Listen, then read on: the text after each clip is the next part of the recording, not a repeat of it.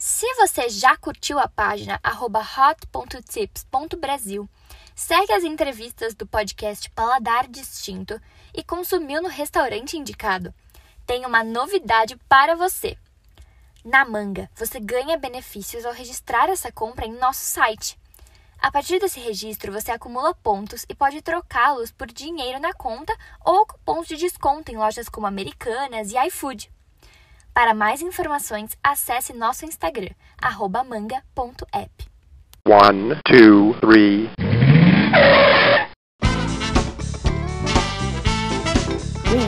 Bem-vindo ao Paladar Distinto, seu podcast de gastronomia. E a conversa de hoje é sobre American Barbecue, defumação, pit smoke e falar com o mestre da defumação, Bruno Panhoca. Tudo bem, Panhoca?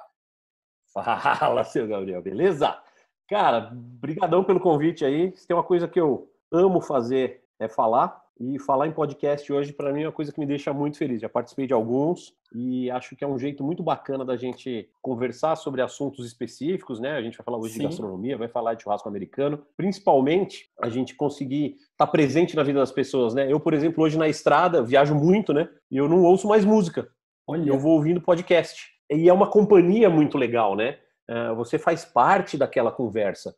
São pessoas que você conhece ou admira, né? Sim. Então você vai ouvindo podcast e aquelas pessoas fazem companhia. Eu que viajo muito sozinho, né? Certo. Aquelas vozes fazem companhia. Então eu curto muito podcast. Vamos tirar as dúvidas aí e falar sobre esse assunto da fumaça no churrasco. Exato, não, com certeza, muito legal, eu sou super seu fã, gosto muito de churrasco, acabei fazendo diversos amigos aí no Instagram, então, poxa, o povo aí que nos escuta, que nos acompanha de churrasco vai adorar conhecer um pouquinho mais dessa técnica e tudo, então vai ser muito legal. Mas conta um pouquinho, Panhoca, sei que você foi publicitário, conta um pouquinho rapidamente a sua trajetória até chegar ao mundo do churrasco. Fui publicitário por 20 e poucos anos, mas sempre fui o churrasqueiro da galera, né? Então, no colégio eu fazia churrasco, na faculdade eu fazia churrasco, nas agências eu fazia o churrasco. Sempre fui, né? Então, assim, todo mundo me chamava pra fazer o churrasco. E aí, uma vez no churrasco, uma pessoa me perguntou quanto eu cobrava para fazer. Eu acabei cobrando, aceitando. E quando eu vi, isso começou a virar uma profissão. Olha. Começou a virar um ganho. Né? Eu tinha uma quantia substanciosa de dinheiro no fim do mês fazendo churrasco. E aí a publicidade é aquela coisa que você vai se desencantando com o tempo. Quando eu entrei na agência, imagina, eu comecei em 94 em agência, 93 em agência. Então nessa época tinha muita gente de 50 anos por aí, tal, que hoje é quase a minha idade, né? E eu sempre olhava e falava assim, eu nunca vou ser o velho da agência. Né? Porque o velho da agência é aquele cara que reclama, que acha tudo chato, que acha que computador... Na minha época, né, os caras faziam prancheta ainda. Lógico, nossa. Computador tira a alma do negócio. Depois veio esse negócio de internet, imagem de baixa resolução, não sei o que e tal. Então eu falei, pô, nunca vou ser o velho da agência. Quando eu comecei a me tornar o tiozão da agência, eu falei, não, eu sou o tiozão do churrasco. E caí fora, investir no churrasco. Só que, né, por ser publicitário, por conhecer algumas coisas e ter estudado o mercado da carne antes de decidir virar a carreira, eu descobri, né, em algumas pesquisas e alguns relatórios de tendência, algumas coisas, que o American Barbecue tinha um potencial muito grande para crescer no Brasil. Olha. E aí eu fui me especializar, fiz curso, comprei livro, assisti vídeo, testei, mandei fazer um pitch de tambor. Olha. E aí a gente foi começando, testando. De repente, quando eu vi, eu já era pitmaster. Já era pitmaster, já estava craque aí nas técnicas, né? E churrasco é muito legal, né? A turma, a galera é bem unida, né? Reúne amigos, né? Churrasco é algo prazeroso, assim, então é muito legal. É o que você falou, né? O Pit Smoke, a parte do American Barbecue, né? Chegou forte no Brasil, né? Isso vem crescendo a cada dia, né? Sem dúvida. Não, vem crescendo assim a cada hora. É um absurdo. Exato. Se a gente fizer um gráfico do que era o mercado de American Barbecue no Brasil em 2015 e do que é hoje, é quase uma linha reta para cima. É muito, né? Exponencial. É um absurdo o crescimento. É um absurdo. Né? Pensa que assim, ó, a gente, né? Eu tenho parceria com a Art Mil, que fabrica os meus pits, fabrica os pits que eu assino e tal. A nossa meta é ter um pit smoker em cada cidade do Brasil. E isso é uma utopia, porque assim, né? Algumas cidades não vão ter, mas quando eu falo um em cada cidade do Brasil, eu estou falando em mais de 8 mil municípios. Muita coisa, né? É muita coisa. Não sei se são 8 mil ou 5 mil agora, tô viajando no número aqui. Eu larguei o planejamento, então eu não quero mais saber dessas coisas. Mas é por aí. Mas, assim, pensa nesse volume, né? Se você conseguir alocar um em cada cidade. Aí você pensa que tem cidades gigantescas, que você tem um potencial muito maior, então esse mercado é infinito quase, né? Infinito. E o crescimento, né, dos Instagram, se você for ver Instagram sobre churrasco hoje, você por lá churrasco, barbecue, o que tem de pessoas que gostam, e assim, eu tenho amigos, nossa, eles fazem churrasco quase todo dia, e agora, e várias técnicas, né, não é só uma técnica, né, e pit smoke está sempre agora presente, né, ou churrasco de chão, a pit smoke, é na grelha, na parrilha. Então, assim, o churrasco tem essas divisões e todo mundo está gostando e quer aprender técnica nova, quer aprender corte novo, conhecendo sobre corte, né? A gente falou agora recentemente também com o Roberto Barcelos sobre corte. Vou ter um episódio também agora com o Marcelo Bolinha também, que fala muito de churrasco de chão. É exponencial, assim, o crescimento de churrasco começou também muito forte agora, né? Nessa parte dos estilos de cortes diferentes também, né? Então, as pessoas estão já conhecendo um corte novo, então isso é muito legal, né? Isso tá muito, assim, isso vem da nossa essência, né? O churrasco eu brinco que é a primeira atividade social da humanidade, né? É a primeira atividade onde a gente dividiu o alimento, né? Era um alimento feito no fogo. Então, assim, isso está no nosso DNA. Sim. A gente vai curtir, vai gostar. Por muito tempo, o churrasco ficou relegado às pessoas que sabiam fazer, que tinham paciência de fazer, sempre com carnes de origem meio duvidosa ou sem qualidade, né? Eu hoje 47 anos, eu vivi essa transição, né? Quando eu era moleque, pra você conseguir uma carne boa era difícil, era impossível. E hoje não, hoje a gente tem acesso à carne de qualidade de um jeito que não tem. Você fez um podcast com o Barcelos aí, ele deve ter dado a aula. Com certeza. Desse assunto. Sim. Então, quem estiver ouvindo, vale a pena ouvir o podcast com o Barcelos para entender sobre carne. Eu não vou me meter a entrar nessa seara depois do mestre ter falado. É muita pretensão, né? Que é isso, mas é muito legal. Ele, nossa, falou muito, né, sobre as raças, né, agora, então isso é muito legal. Ô, Panhoque, conta pra gente um pouco, eu vi muito legal você contando um pouco sobre barbecue, né, a história do barbecue, da palavra, né, conta um pouquinho para os ouvintes. Vamos lá, então. A origem da palavra barbecue, né? Ela vem de uma armação de bambu chamada barabicu, que era uma armação que os índios do Caribe usavam para assar peixe, né? Onde eles punham a lenha embaixo, punham essa armação por cima, como se fosse uma grelha, né? Uma grelha de pezinho, assim. Você assava o peixe longe do fogo, ou seja, a temperatura mais baixa, e com a fumaça da lenha. E quando esses índios foram escravizados, levados para os Estados Unidos, eles acabaram levando essa técnica para lá, e assavam as carnes que o fazendeiro dava para eles comerem, que era sempre o que ele não queria, não gostava ou não sabia fazer. Então era carne dura como o peito do boi, sabor como o pescoço do porco, hoje a gente chama de copa-lombo, né? Carneiro velho. Cara, vai comer um carneiro velho, é duro, o gosto é horroroso.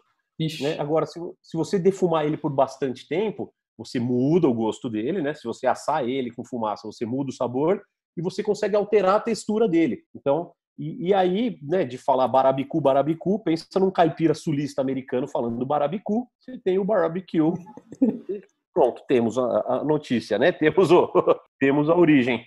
Tem uma outra versão também que as pessoas falam, que vem do francês. Certo. O francês, quando via, e no Caribe também, né? Os franceses também tiveram no Caribe, e eles assavam o bode, como o nosso boi no rolete, o nosso porco no rolete, então assavam o animal inteiro. E aí, quando o francês ia contar pro outro francês como é que os caras faziam, falavam, ele espeta o animal da barba ao rabo. E aí, se você pensar em francês, é barbecue.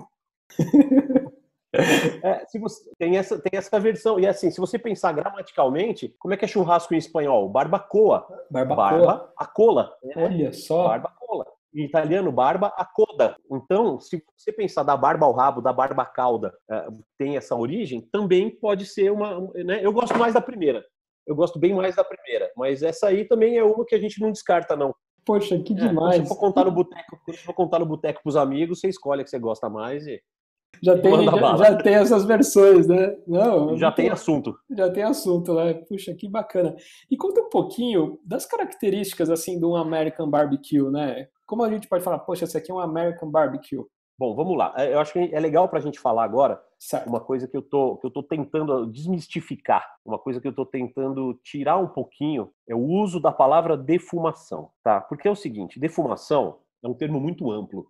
Isso, verdade. Ele contempla qualquer tipo de exposição de um alimento à fumaça. Essa fumaça pode ser fria, essa fumaça pode ser quente, isso pode ser feito em campo aberto, isso pode ser feito num quartinho fechado, pode ser feito num pit, pode ser feito numa panela, pode ser feito em qualquer coisa. O American Barbecue, né, ele é basicamente um processo de cocção. Ele é um processo onde você cozinha a carne, onde você assa essa carne. Por acaso, ele leva fumaça. A fumaça não é a principal característica do American Barbecue. Ela é uma das características. Você pode fazer American Barbecue sem fumaça. Você perde um pouco da característica, mas o método de cocção está lá.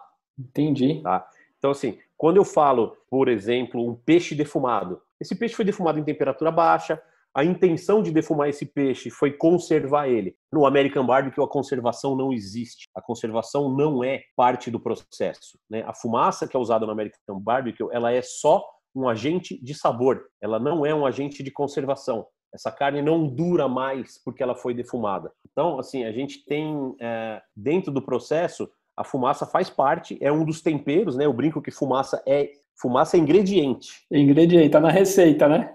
Exatamente, ela tem que combinar com o seu hub, ela tem que combinar com a sua carne, mas ela tem que combinar, ela não pode dominar. Entendi. Então você tem que tomar cuidado com a quantidade e com a qualidade da fumaça que você usa. Isso é super importante quando você vai trabalhar com American Barbecue, o quanto e qual fumaça você coloca. Puxa, que bacana. E falando um pouco de fumaça, um pouco do equipamento, né? Para quem não sabe, o equipamento para fazer isso é o Pit Smoker, né? Sim, sim. O Pit Smoker hoje ele é uma evolução, né, daquele barabicu lá do índio, né? Então os caras pegaram o barabicu, foram colocando ele em cima de uma vala, né? Se você pensar, vala em inglês é pit. Então assim, o termo começou quando os caras fizeram um buraco no chão, puseram fogo e puseram a grelha em cima. Em cima, olha. E aí foram percebendo que a fumaça dava um gosto legal, então foi colocando parede em volta, colocou um telhadinho. Aí percebeu que muita fumaça deixava amargo, aí percebeu que se não tivesse entrada de ar o fogo apagava, né? E nessa construção foi se chegando aos modelos de pit que foram evoluindo. Então você veio o cinder block, que era o pit de tijolo, depois vieram os pits de barril, e aí a gente chegou nos pits que a gente tem hoje, onde você tem uma caixa de fogo separada e uma câmara de defumação, né? Hoje a gente já tem evoluções desses equipamentos hoje com água pressurizada, com insuflador de ar, alguns são a gás. Nossa. Hoje já tem uma quinta geração aí de pit smoker, que é muito usado em smokehouses mais modernos nos Estados Unidos, para uso comercial realmente, onde a lenha é só agente de sabor, o calor vem do gás. É feito gás e também tem uma passagem de água, assim, como se fosse para fazer como se fosse evaporação, assim, alguma coisa nesse sentido? Tem, assim, você vai jogando, você põe uma bandeja com água, você põe água pressurizada lá dentro, para manter a umidade e ajudar a formar a umidade. Só que isso em alguns pontos atrapalha, né? Porque muita umidade acaba derrubando a temperatura, acaba melando um pouco o barque da carne, ele fica com uma aparência esquisita. Então, assim, tem várias características, tem tipos, vários, né? e cada vez mais a gente vai chegar em milhões de variáveis e de vertentes, e nunca vamos ter o churrasco ideal. Nós vamos ter maravilhosas opções de churrasco muito bem. Para usar, né? Você fala assim, posso usar esse, posso usar aquele, né, Panhoca? Exatamente isso, exatamente isso. As pessoas têm uma tendência muito forte de buscar qual é o método perfeito, qual é o método ideal.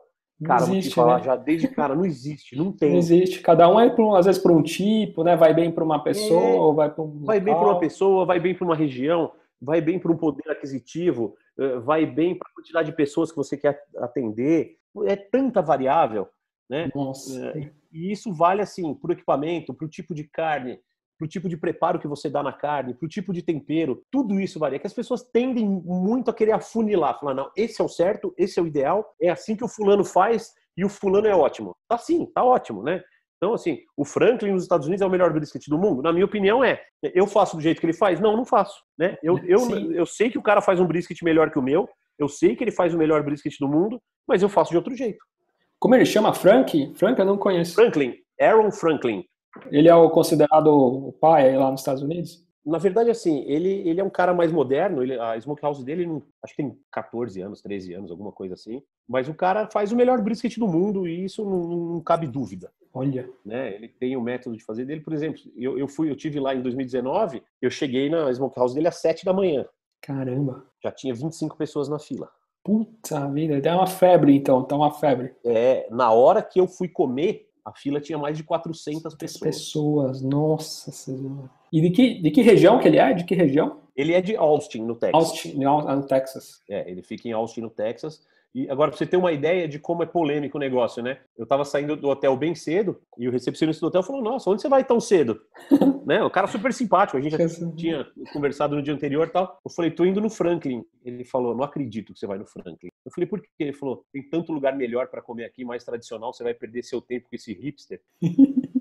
Assim, né? Exato. Tem 400 pessoas na fila todo dia e mesmo assim tem gente da cidade que não acha que vale a pena, que acha que é onda, que acha que é outra coisa. Então, assim, não existe unanimidade. Não existe, não né? existe não existe, nenhum exato. tipo né? Existe o que é gostoso, o que te agrada, e é isso. O resto, cara, é balela. Não precisa ficar preocupado em, nossa, esse é o certo, esse é o errado. Cara, faz do teu jeito. Se deu certo, se as pessoas comeram, e se você vendeu e as pessoas pagaram e voltaram, continua, não muda. Não muda, né? Segue receita que tá dando certo, não muda, né?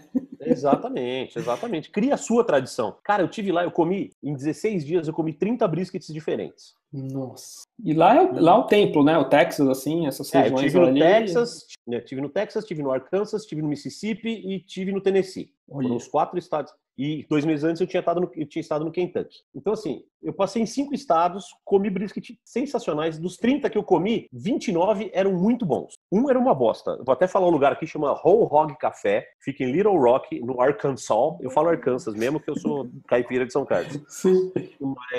E é bem ruim. Nossa, caramba. É um brisket bem ruim. O cara já te avisa e fala, nosso brisket não é muito bom, não. A gente fatia ele na fatiadora de frio. Você imagina que é duro o brisket dele. Mas tudo bem. Valeu a experiência, né? Não, é o que já você falou. Tava lá, né? Essas coisas a gente tem que provar, né? Porque às vezes você pega uma portinha, um lugar que você não dá nada, às vezes é o melhor que você vai comer em toda a sua vida, né? Então tem que testar. Exatamente isso. Testar de tudo, exatamente, né? Isso. Então, assim, a gente testa. E, cara, eu tive a manha de perguntar para todos os pitmasters que eu consegui conversar como é que eles faziam, qual era a temperatura, que tipo de carne eles usavam, que hub, que lenha, que tipo de pit. Foi anotando, né? Foi anotando tudo e tal. Cara, eu fiz mais ou menos mental isso. Alguns eu anotei e outros ficaram na mente, assim. Cara, nenhum era igual ao outro. Totalmente diferente. Os 29 eram diferentes entre si. Cara, varia tanto. Um usa Wagyu, o outro usa USDA Prime, o outro usa Choice. Um tira gordura, o outro põe sal e pimenta, o outro põe hub, um põe só sal. Cara, um usa Hickory, o outro usa Mesquite, o outro usa Carvalho. Cara, é uma profusão tão grande de coisas e de variáveis. Impossível, né? Você vai testar e isso foi bom para você também, porque você viu, te dá também essa possibilidade aí de falar, poxa, agora eu vou misturar esse que esse cara fez com o outro ali que nunca... Então te dá essa abertura, dos 29, né? Nenhum faz do mesmo jeito que eu faço. Que fantástico. Então, assim, quantos milhares mais tem de receitas e tipos de jeito de fazer diferente e que são bons também. Então, assim, a minha luta hoje é que as pessoas parem, desculpa o palavrão, mas de cagar regra. Sim, tem que testar, né? Teste, assim, alguns princípios básicos, né, de temperatura, de maciez, essas coisas, você vai usar. Agora, não dá para ficar cagando regra, não, tem que ser assim, a carne tem que ter esse peso. Cara, tem brisket de 4 quilos, de 8, de 9, né? Eu fiz um brisket de 14 quilos no ano passado, de Wagyu japonês, Kagoshima, MB12, um negócio fora do comum, né? Custava um Fusca o brisket. Nossa. Mas a gente fez para testar, para brincar, fazer o auê e tal. Então, não tem muita regra, né? Segue, faz o que você acredita e não deixa ninguém ficar dando palpite, falando, tá certo, tá errado. E não fala. E outra, assim, as pessoas têm uma tendência muito grande a querer apontar o dedo e falar, o que aquele cara fala tá errado, o que esse cara fala tá errado. Cara, assim, não vem falar para mim que o brisket que eu comi do Zé tá errado se eu comi um brisket bom. Né? Agora, se eu comi um brisket ruim, tudo bem, aí é outra história, mas, cara, se eu comi e tava bom, não vem falar que ele faz errado. E eu acho que uma das perguntas que eu até vi, né, todo mundo te faz essa pergunta, né, mas não deixaria eu aqui de fazer, né, mas os principais tipos de carne, assim, que você usa seria um pouco, né, que você falou, é o ponto, a ponta do peito, né, que tem alguns nomes, né, que é o brisket, né, É o brisket, isso. A gente tem alguns cortes que são clássicos do American Barbecue, né? Então você tem o brisket, que é a ponta de peito, em alguns lugares maçã de peito, em alguns lugares granito. A costela bovina é sensacional. Você gosta muito do cupim, né, Panhoca? Eu vi que você adora cupim. O cupim é o corte brasileiro do American Barbecue. Top, né? Fica bem bacana, né? Fica incrível porque, assim, nos Estados Unidos, a matriz de gado, ela é toda de origem europeia. Não tem Então, Nelore, né? Não tem Nelore assim. Não tem zebuíno, né? Então, assim, você tem Hereford, você tem Angus, você tem Devon, você tem várias coisas, mas você não tem animais com cupim. Então, a gente precisa abraçar, o brasileiro precisa abraçar o cupim como o nosso corte, né? Como a nossa característica do American Barbecue e levar isso para o mundo. Exato. Né? Porque, assim, pensa que há 30 anos, a maioria dos frigoríficos descartavam o cupim. Exato, não era dando valor. E tem muitas aquelas lendas também, né? Que eu até comentei com o Barcelo, falou, cara, a galera viaja, né? Porque tem essas lendas assim, eu já vi amigo meu falar, putz, uma vez eu estava numa churrascaria, ele falou, cara, eu não como cupim, eu tava comendo cupim, né? Mas eu gosto assim, um pouco mais queimadinho, tal, cupim eu gosto mais queimadinho. Mas o restante não, né? Mais ao ponto e tal. E ele falou, cara, eu não como cupim não, porque o pessoal às vezes põe, né, dá vacina ali, das coisas, né? Da vacina, tem essa lenda, né? Esse mito. Eu até falei, o Barcelo falou, cara, galera, primeiro hormônio, né? Primeiro que não pode nem dar hormônio, proibido. Não, segundo, não cara, pode outra. Galera viaja, né? O hormônio é caro pra cacete. Então, assim, nem no frango você põe hormônio. Né? Frango tem hormônio. Não tem. E eu posso falar isso com propriedade, porque eu nasci dentro de uma granja de frango. Isso, eu escutei. Você falou, poxa, eu escutei. E então, até eu sei que você adora frango, né? Amo. Adoro frango. E eu até achei fantástico você falando, não sei onde que eu escutei, que você falou, cara, eu não como o frango, acho que em 39, 40 dias, às vezes o pessoal já bate, né? E a alface leva 45, né? Então, assim, o frango leva menos tempo que uma alface. Né? Essa é a prova que frango é salada. Quem tá de dieta come o quê? Come frango, Chorei de rir, assim. Mas, né, assim, eu brinco, por que a gente faz American Barbecue, né? Para dar para a carne coisas que ela não tem, ou seja, maciez e sabor. Né? Você tem carnes que são muito saborosas e que não tem maciez, como a ponta de peito, brisket, né? É dura pra cacete. Então o processo vai fazer o quê? Vai adicionar para ela uma maciez e, por consequência, sabor. Você pega, por exemplo, uma copa lombo, uma carne super macia, irrigada, bacana. Só que ela não tem nenhum sabor, não tem gosto de nada. Nossa, que a parte do o pescoço ali do porco ali? Seria a nuca suína, sobrepaleta, né? Assim, né? Porco não tem pescoço, né? Mas assim meio que mas é uma brincadeira até que eu faço. Sim. É o pescoço do porco, né? Mas é ali, fica em cima da paleta. É um corte super macio, mas não tem gosto de nada. Quando você usa o processo de American Barbecue, você faz o quê? Você tempera, joga fumaça. E aí fica uma carne macia, desmanchando e com um tremendo sabor. Agora, pensa no frango, que a textura é horrorosa e não tem gosto de nada. Só vai crescer. Tem tudo para ganhar dentro do pit, né? Assim, a carne que mais se beneficia do processo é o frango. E eu brinco que fica tão bom que nem parece frango. E o que você falou, a carne tem que ter o bom para pôr assim no pit, é uma carne que tem marmoreio, né? O marmoreio que vai dar... Né? O marmoreio é super importante, é super interessante o marmoreio. Ele é uma condição, né, muito, muito importante na hora de você escolher uma carne para colocar dentro do pit. Então, uma carne que tem pouco marmoreio, que tem pouca irrigação, né, que é pouco úmida, o processo é muito demorado, muito agressivo, então ela vai ficar seca. Então você precisa dessa gordura. Mas eu fiz outro dia esse Wagyu que eu falei aí, MB12. Nossa! E ele tem mais gordura do que carne, né? O marmoreio dele é incrível. Então, isso que eu ia te falar, essa carne, né? Ou esses boi, tipo, japonês também, esses Kobe da vida. Não, mas chega uma hora que é tanta gordura que não fica legal. Não fica legal, que acaba ficando chato. Por exemplo, desse brisket que eu fiz, ele tinha 14 quilos. Na limpeza, ele caiu para 11. De cara, assim, nós perdemos 3 quilos. E detalhe, né? Eu paguei R$246 no quilo. Quilo? Nossa. O brisket de 3,5 pau. Esse é o Wagyu. O Wagyu MB12 veio direto do Japão. Tá. O Kobe é mais caro que o Wagyu, não? Ou é a mesma linha? Na verdade, assim, Kobe é o Wagyu feito na cidade de Kobe. Ah, entendi. Tá? É como se Na fosse a verdade, denominação de origem, é, né? É como se fosse o champanhe. isso. Tal. Na verdade, assim, é que tem o Kobe Beef, né? O Kobe Beef é o contrafilé do Wagyu feito na cidade de Kobe com uma quantidade X de marmoreio, que eu não lembro agora quais são os números e tal. Né? Tem gente que sabe isso melhor do que eu para falar. Mas Kobe Beef é uma denominação ali da cidade de Da Kobe. cidade de Kobe, Tá? né? Entendi. Mas ele é um O Wagyu, Wagyu, Wagyu, né? Ele é ele é um assim. Wagyu. O Wagyu, sei lá como é que fala também, cada um fala de um jeito. Ele é, se você traduzir ao pé da letra, é gado japonês.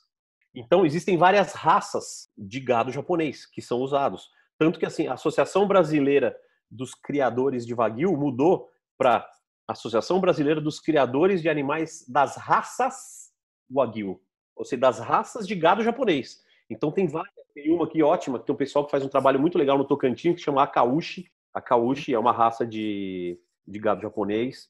Tem outras raças, eu não vou lembrar o nome aqui agora, mas são 5, 6 raças, e cada uma vai ter a sua característica. Tem preto, tem marrom, tem até branco, né? Então, assim, tem muita coisa legal.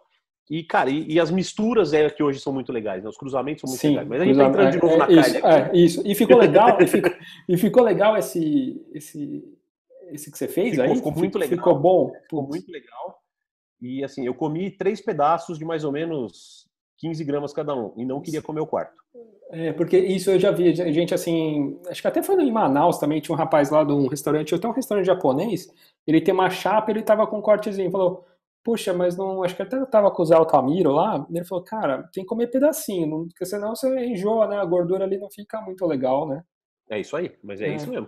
O Punhoca, e para fazer pastrame, assim, no pitch, né, o segredo também tá muito na salmoura, né, deixa bastante lá, deixa o tempo correto lá, né, os 10, 15 dias, depende aí do tipo, né, e aí depois vai controlando, né, vai controlando ela no pitch, né.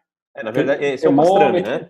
Pastrame, vai com termômetro, né, que você fala, vai controlando, né. Assim, tem uma confusão gigante também entre, né, como é defumado, o pastrame não é exatamente um corte, né, um preparo, na verdade não é um corte, é um preparo do American Barbecue, né?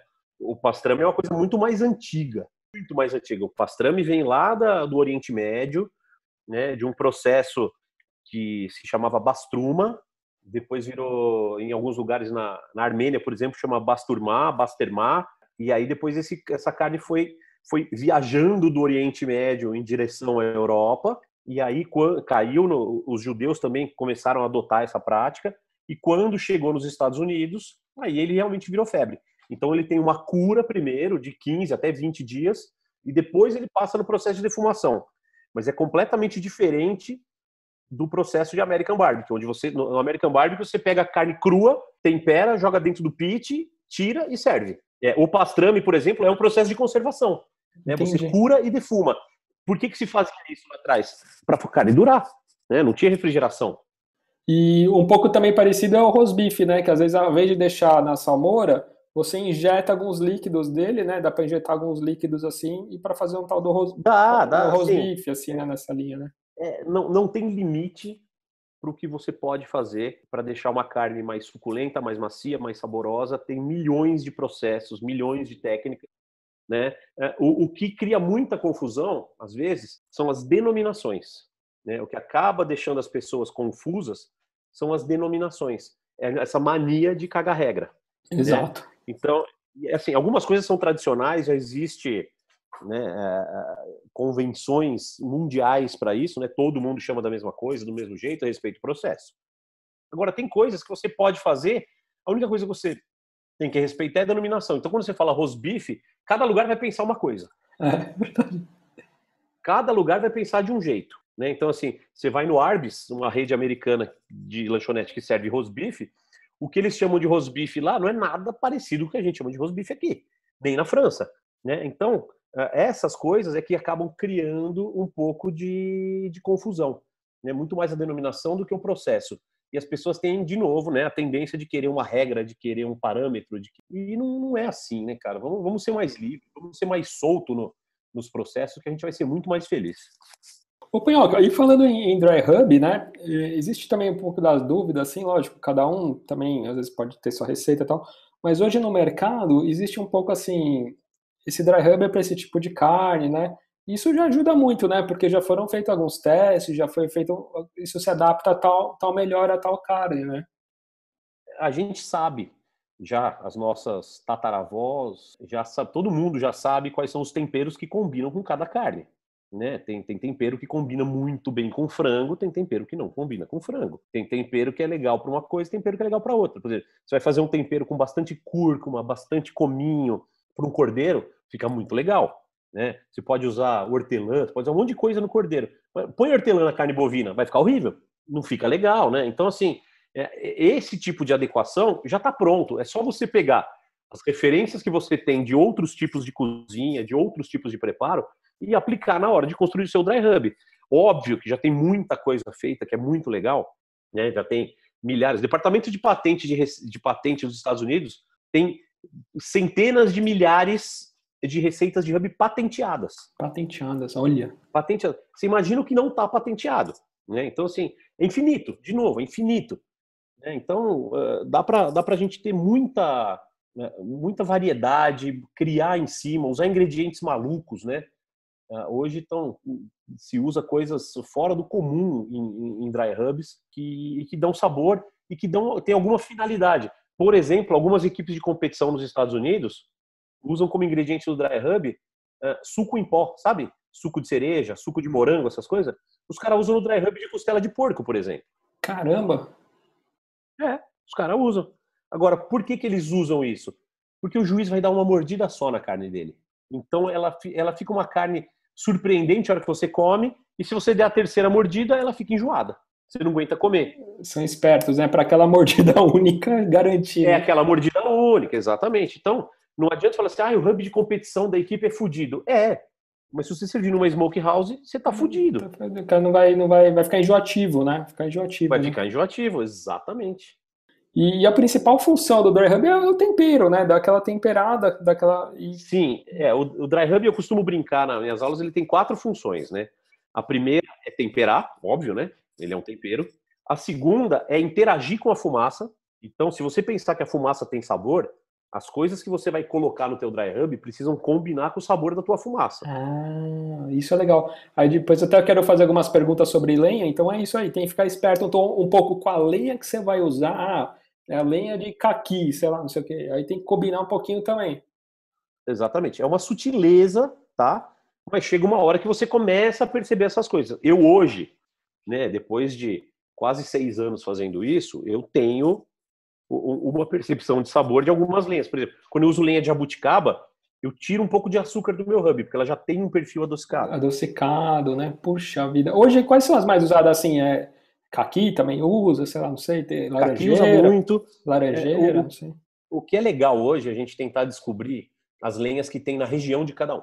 Então, né, o pessoal de Santa Catarina com certeza vai usar maçã. Maçã é muito legal. Em São Paulo, você vai usar café, vai usar laranja, vai usar goiaba.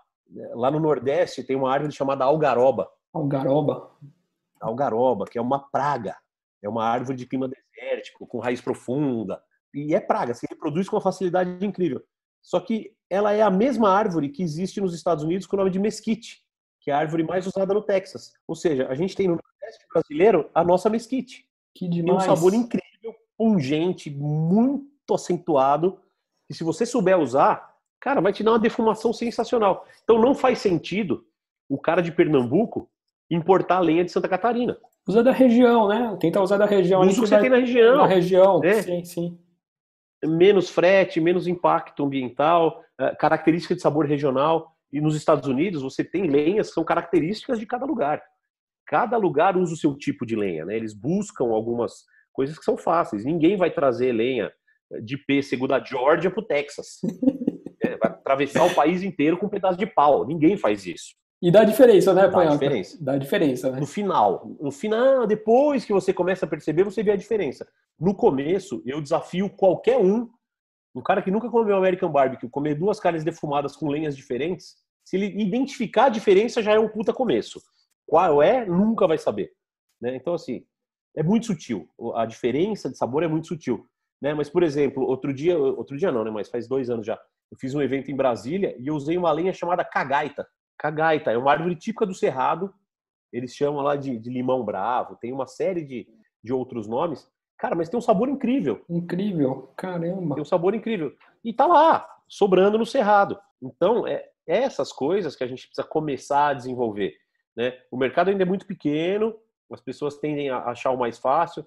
Ah, tem um cara em São Paulo que ensaca a lenha, entrega na minha casa ensacadinha, cortadinha, é dele que eu vou comprar. Ótimo, continua comprando. Se quiser uma dica, toquinhos de curral do meu amigo Ike. Ele tem lenha de tudo quanto é coisa que você pode Que imaginar, e ele bacana. entrega no Brasil inteiro, tá? E é um cara que tem palavra. Se ele falar para você que vai entregar, ele vai entregar, vai chegar na sua casa, lenha de qualidade, sequinha. É um cara foda. E dá para usar tanto essa lenha dele, dá para usar tanto no pit quanto dá para usar na churrasqueira também, né? Dá para usar, é que assim, o valor é muito alto para você usar na churrasqueira. Entendi. Não, por um pouquinho assim para dar um saborzinho, alguma coisa. Ah, são incrível, incrível. Inclusive tem produtos muito legais que ele também vende, que é a serragem, são os discos, né? São disquinhos de madeira, parece um porta-copo assim, para você usar em pit pequeno, para você usar em churrasqueira, para você usar no forno da sua casa, se você for solteiro, né? Porque se morar mais alguém com você, vai ficar puto da vida de você defumar a casa inteira. Caramba, que demais. Não, muito, muito bacana. Eu tava vendo também na costelinha, tem alguns segredos, né? Na costelinha tem que arrancar aquela membrana, né, Panhoca? Porque senão não entra a defumação, né? A fumaça deixa de agir naquele ponto e outra, ela fica com uma aparência esquisita e uma Certo. textura que não é muito legal. Dá para fazer com? Dá para fazer com, sem problema nenhum, tá? Mas já que você vai ficar 6 horas fazendo uma carne, já que você vai ficar bastante tempo fazendo aquela carne, capricha no preparo, valoriza teu trabalho, valoriza teu processo, né? Eu vejo muita gente fazendo American Barbecue de uma forma meio desleixada, tal. Nada contra, mas eu acho que é um desperdício, né? Você não trabalhar a carne antes, você não pensar em como tirar o melhor daquele alimento, sendo que você vai ficar num processo longo e cansativo. Verdade, verdade. E qual que é o segredo, Panhoca? Exemplo, tem carne que, por exemplo, até a costelinha, né? Você põe sem o papel alumínio, deixa um tempinho, depois volta, né? Passa lá um pouco, às vezes, não sei se passa um pouquinho mais de rub e tal, e aí fecha com o papel alumínio, né? Aí tem outras carnes, as carnes sem ser a costelinha, pode colocar sem papel alumínio, ou põe... Cara, Depende do tipo que você quer. O embrulho, né? O wrapping, o embrulho, ele tem várias funções e tem vários modelos também, né? Não precisa ser só o papel alumínio. Você pode usar o papel alumínio, você pode usar bandejas, você pode usar o butcher paper, que a gente tem no Brasil agora, né? Pela primeira vez a gente conseguiu desenvolver aqui no Brasil. É um papel virgem, né? Que serve para contato com o alimento e que tem características interessantes. Então, por que a gente embrulha? Para acelerar um pouco o processo e para evitar a perda de líquido, né? As temperaturas que as carnes ficam prontas são muito altas, né? As carnes chegam a 96 graus, 98 graus. Então, é uma agressão muito forte do calor. Se essa carne estiver aberta, a chance dela ressecar é muito maior. Entendi. Tá? Não estou dizendo que se você não embrulhar vai secar, mas a chance é muito maior. Mas eu, por exemplo, a minha costela de boi eu não embrulho. A minha costela bovina, se eu embrulhar, é só depois que eu tirar do pit para ela descansar. Tá? Então, assim, agora o brisket eu embrulho depois de 7 horas, a costelinha eu embrulho depois de 3 horas. O frango não precisa embrulhar, que ele já vem embrulhado, né? Já vem com a pele, então você não precisa embrulhar o frango. Ah, tá. Então essas carnes, o brisket você faz, depois embrulha e põe mais um pouquinho. Aí deixa até ele atingir a temperatura interna, né? A resposta que eu mais dou para as perguntas é sempre não sei, né? Quanto tempo o brisket vai ficar pronto? Não sei. E aí, para cada carne é uma temperatura ou não? Em média, esses 90 e pouco, 95? Assim, a média beira os 94, 96. Frango, por exemplo, com 80 e pouco já está prontíssimo. Com 84 já está prontíssimo. O peito do frango com 78 já está pronto, né? Então, tem variações aí, tem carnes que vão variar. E outra, cada pedaço de carne faz diferença. Cada pedacinho de carne faz diferença, né? Então, sim. E outra, né? Cada pedaço de carne, cada corte pede um preparo diferente. Você não vai defumar, por exemplo, uma maminha do mesmo jeito que você defuma um brisket. Você vai chegar a 96 graus, ela vai ficar esturricada, seca. Verdade. Mas a gente defuma uma maminha quanto? Até 56, 58. Deixa ela mal passada, ela fica incrível. E aí, se você quiser dar uma tostada na grelha no final, para dar uma casquinha nela, ela fica incrível. Mas eu gosto de servir ela sem nada. Eu passo o dry rub, coloco, deixo ela descansar meia hora e depois fatio ela bem fininha e faço sanduíche, faço taco, faço uma série de coisas que fica muito legal.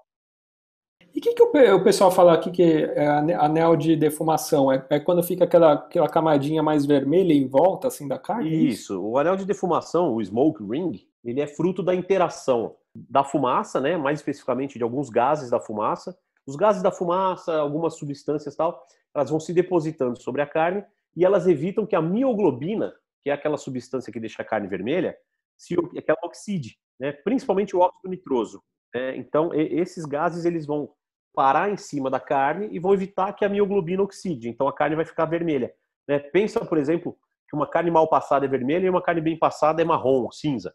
Por quê? Porque a mioglobina oxidou por conta da temperatura. Quando você faz esse processo de jogar fumaça na carne, ela protege aquele pedaço específico onde a fumaça conseguiu penetrar, ela promove essa proteção da mioglobina, evita que ela oxide e cria o anel de defumação, que é uma característica do American Barbecue.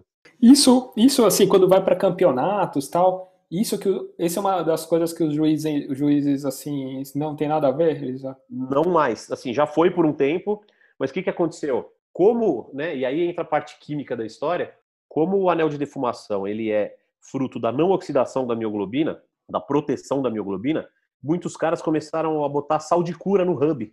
Entendi, porque daí como já dava uma curada na carne e já ficava assim. Isso, dava aquela cura superficial, deixava aquele anel e depois você não precisava se preocupar muito com a quantidade de fumaça que você ia jogar na carne, porque o anel estava lindo, bonito. Hoje, anel de defumação nem é mais critério de julgamento. Você pode entregar uma carne sem anel de defumação e os juízes não vão te dar nota baixa. Lógico que a chance de você ter uma carne sem nenhum anel de defumação e ela ter gosto de fumaça é mais difícil. E quais são essas características assim de campeonato que eles olham? Maciez, textura? Os juízes julgam 3 coisas, né? Aparência, textura e sabor.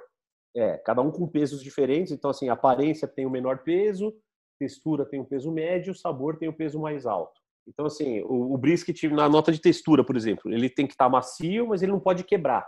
Ele tem um ponto determinado ali.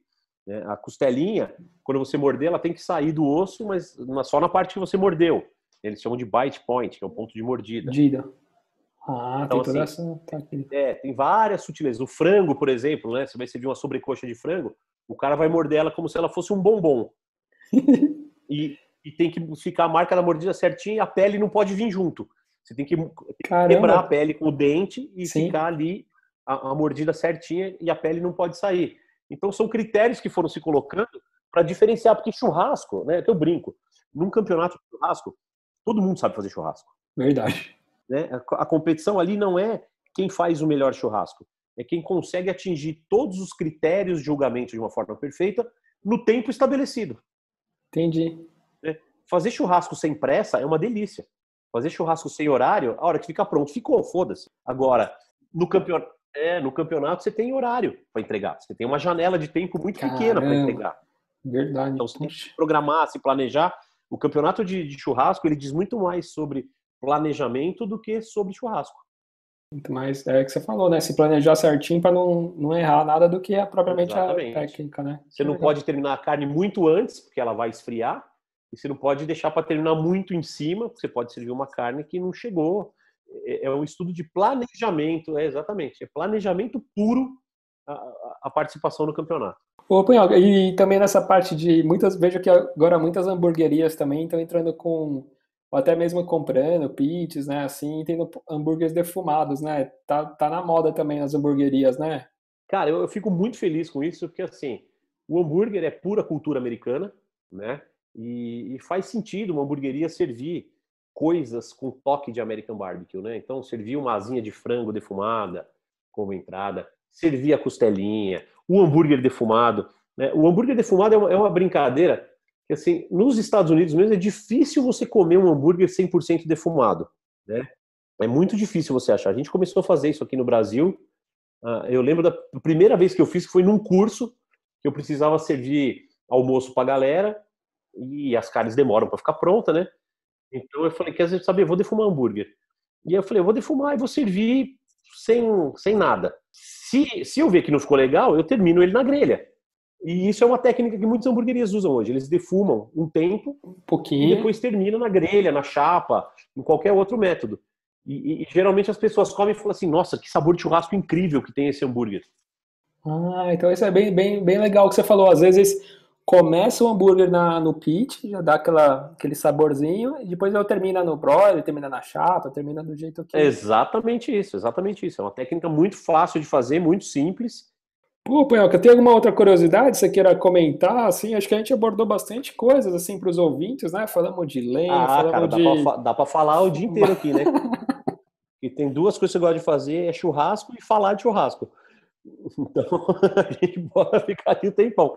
Poxa, tem alguma coisa que você fez e fala, putz, eu errei, mas deu certo, assim, sabe? Não sei se teve alguma curiosidade. Nesse tipo não, mas uma coisa que eu fiz que é muito legal e que isso só dá pra Certo. fazer no Brasil, eu fiz uma paca. Paca.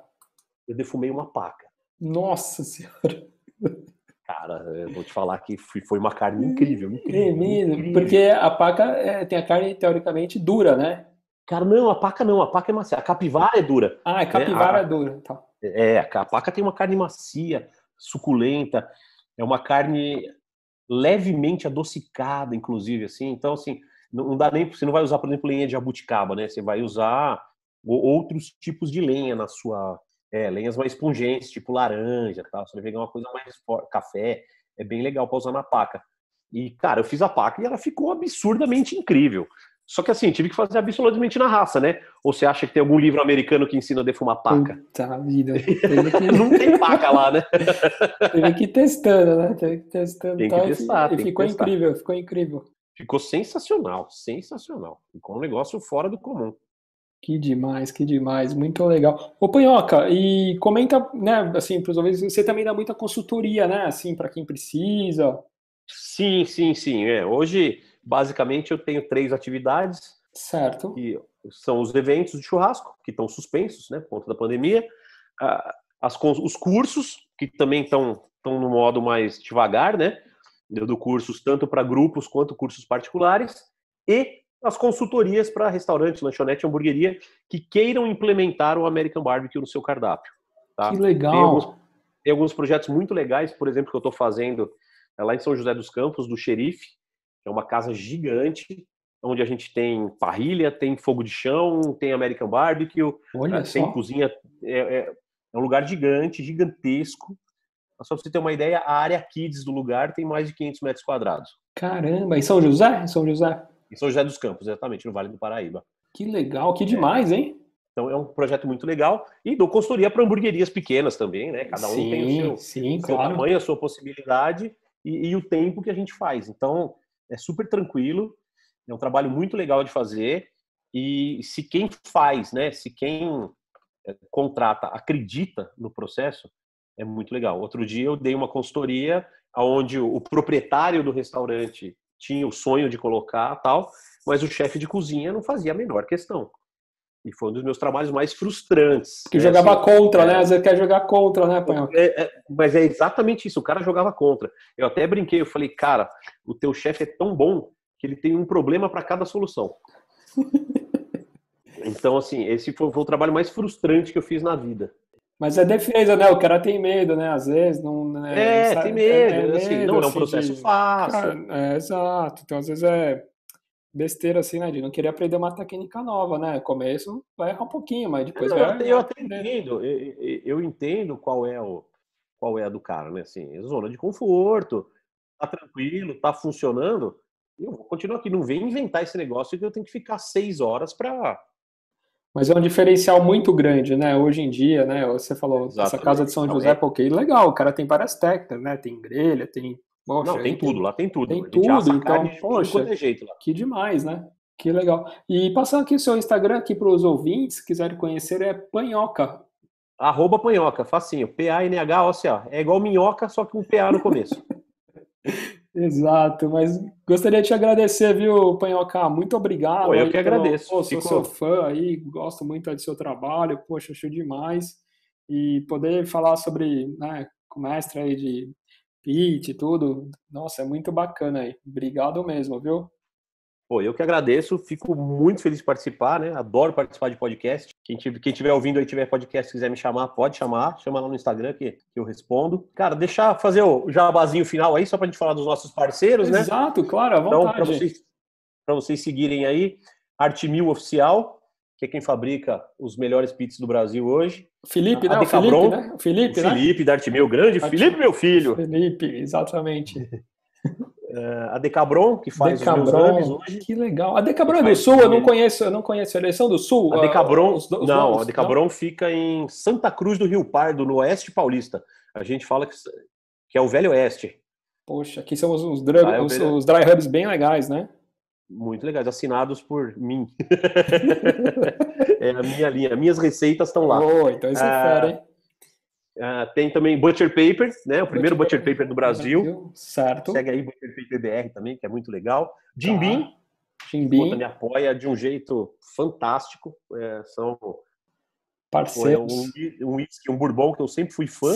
Sim. E hoje eu tenho orgulho de vestir a camisa deles, de conhecer o produto. Então, pô, que legal. Me deixa muito feliz. Eu vejo, o Jim Beam tem feito um trabalho muito, muito legal aí na área de churrasco, né? Vejo bastante divulgação aí. Aí, Jim Beam, quiser apoiar aqui o nosso podcast, também tá aberto. Vamos lá. Manda mensagem pro Edu aí, fala assim, Edu, apoia eu. E aí tem o pessoal da Cerveja Colorado, Carvão Bob Kill, tem bastante gente hoje trabalhando com a gente aí. E se você não faz parte de nenhum desses segmentos que eu falei e quiser entrar em contato, tamo aí. Pô, muito legal. Estamos aqui para apoiar e divulgar produtos legais e principalmente que eu acredito, tá? Não adianta... Com certeza, né? Tem que ter produto de qualidade, ruim, eu não faço jabá, não, Com certeza. Poxa, que legal, que bacana. Mas é isso daí. Muito obrigado, viu, Panhoca? Eu que agradeço e recado final, vamos defumar o mundo. É isso aí, é isso daí. Valeu. Valeu, abraço.